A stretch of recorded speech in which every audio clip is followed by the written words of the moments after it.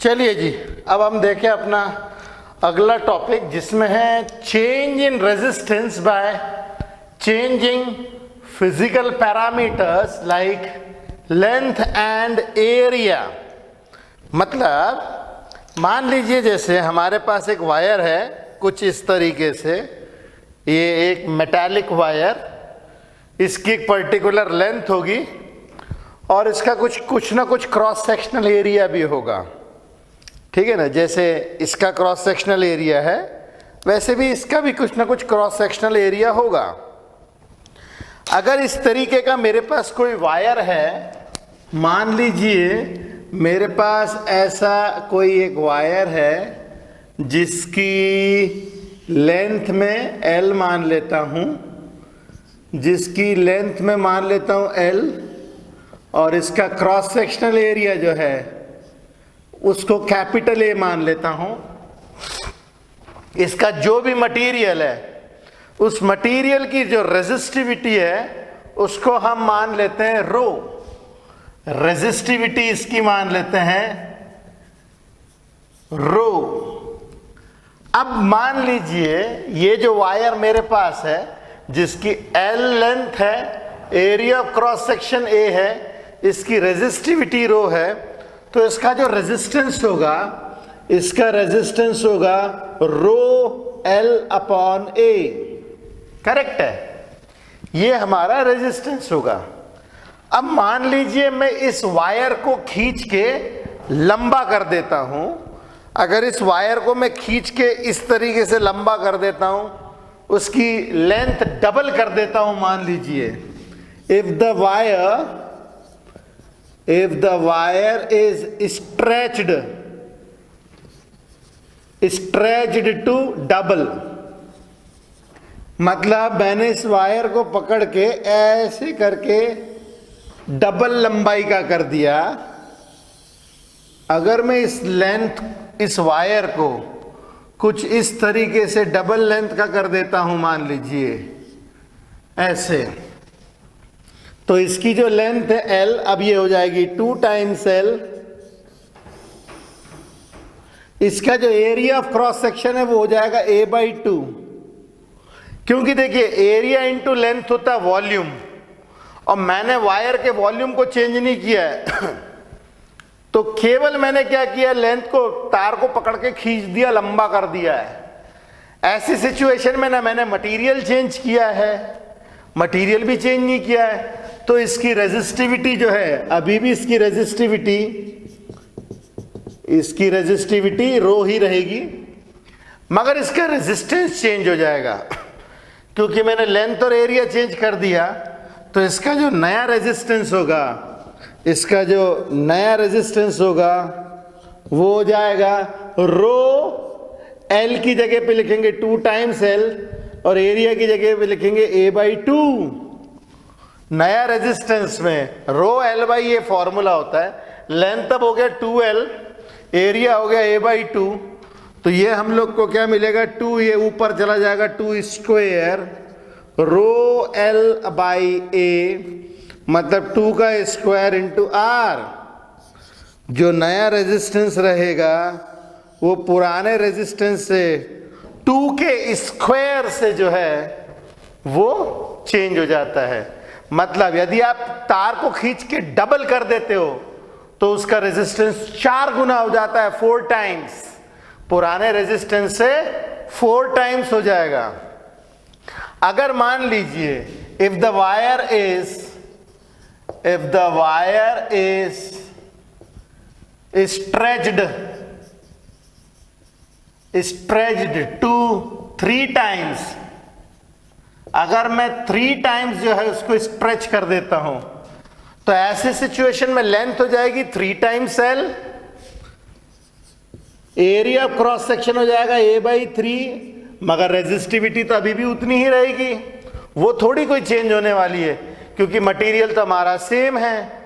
ऐसी सिचुएशन में जो नई रेजिस्टेंस है वो मिलेगा रो L/A, मतलब 3 का स्क्वायर रो L/A, मतलब 3 का स्क्वायर ओरिजिनल R। तो इसके अंदर में जो नया रेजिस्टेंस मिलेगा वो 3 स्क्वायर टाइम्स R मिलेगा। इससे हम एक जनरल फॉर्मूला बना सकते हैं। यदि मैंने डबल खींचा तो 2 के स्क्वायर से रेजिस्टेंस बढ़ गया। अगर मैंने वायर को 3 टाइम्स खींच दिया तो 3 के स्क्वायर से रेजिस्टेंस चेंज हुआ। तो if the wire is stretched n times, तो जो नया रेजिस्टेंस होगा this will be equal to n square times R।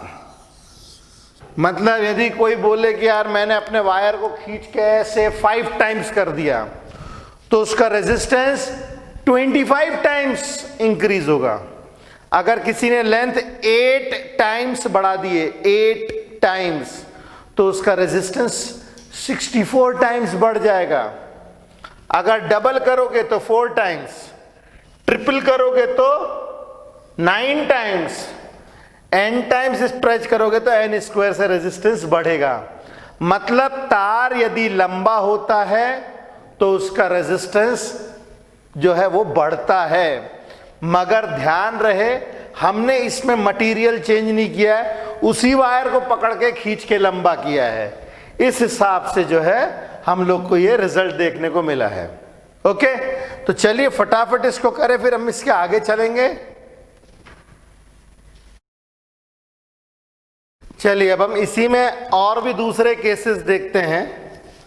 जैसे अब मेरे पास वायर है जिसकी लेंथ L है, जिसकी लेंथ जो है L है, इसका area of cross section A है, इसकी रेजिस्टिविटी रो है, तो इसका रेजिस्टेंस क्या आएगा? This is rho L by A। Okay, अब हमने क्या किया, वायर को डबल ऑन इट किया। डबल ऑन इट करने का मतलब ये होता है, ये जो वायर है इस तरीके का, इस वायर को इसी के ऊपर ऐसे डबल कर दिया जाएगा, इस तरीके से डबल कर दिया जाएगा। तो लेंथ क्या हो जाएगी? लेंथ हो जाएगी हाफ और एरिया ऑफ क्रॉस सेक्शन हो जाएगा डबल। करेक्ट है, एरिया ऑफ क्रॉस सेक्शन हो गया डबल, और जो पहले लेंथ L थी अब हो गई लेंथ L/2। तो यदि मैं वायर को डबल ऑन इट कर देता हूं, if the wire is doubled on it, मतलब इस वायर को उठा के ऐसे कर दिया हमने,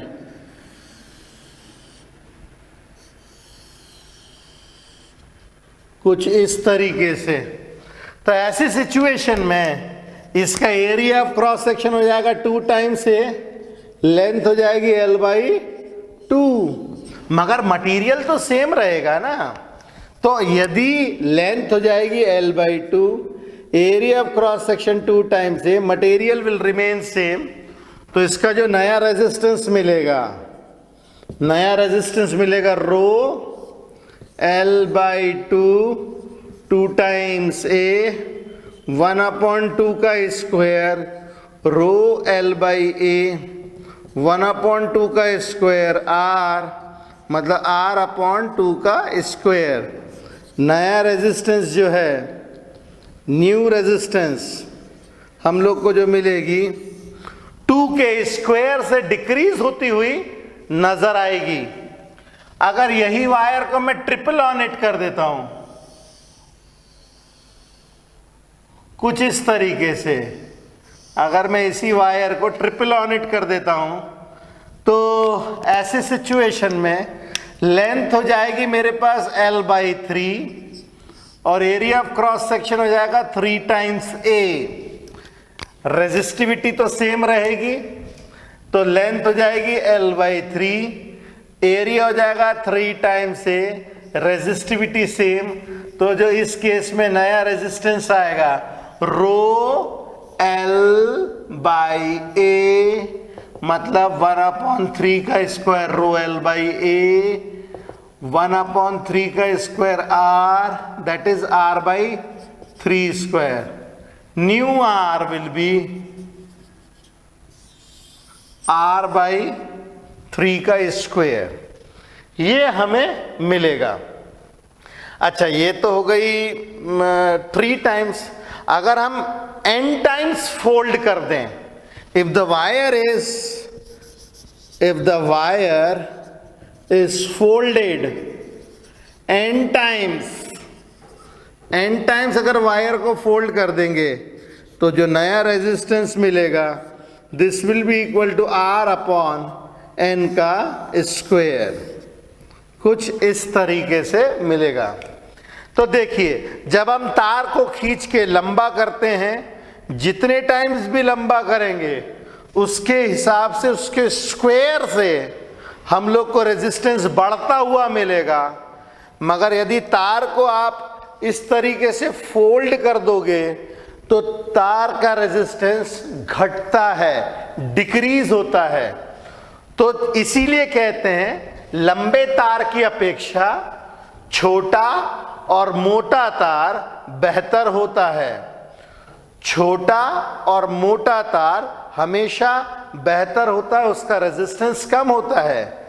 इसीलिए हम वायर हमेशा छोटे से छोटा रखना चाहते हैं और हम लोग वायर की जो लंबाई है वो कम से कम और एरिया ऑफ क्रॉस सेक्शन अधिक से अधिक रखते हैं, तभी वो वायर जो है कम रेजिस्टेंस का माना जाएगा। करेक्ट है?